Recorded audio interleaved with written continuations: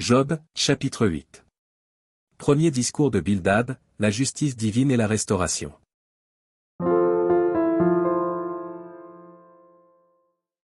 Bildad de Shuach prit la parole et dit.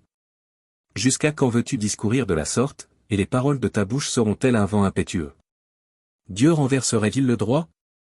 Le Tout-Puissant renverserait-il la justice? Si tes fils ont péché contre lui, il les a livrés à leurs péchés. Mais toi, si tu as recours à Dieu, si tu implores le Tout-Puissant.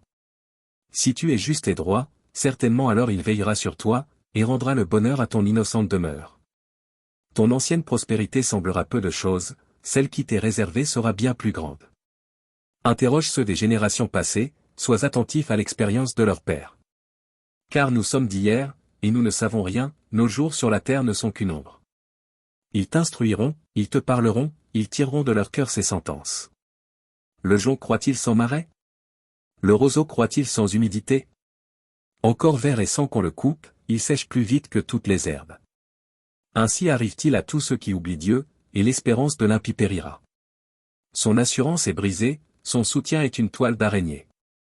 Il s'appuie sur sa maison, et elle n'est pas ferme, il s'y cramponne, et elle ne résiste pas. Dans toute sa vigueur, en plein soleil, il étend ses rameaux sur son jardin.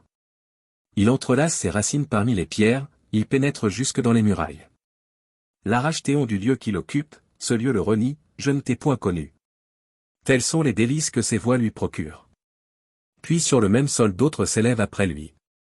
Non, Dieu ne rejette point l'homme intègre, et il ne protège point les méchants.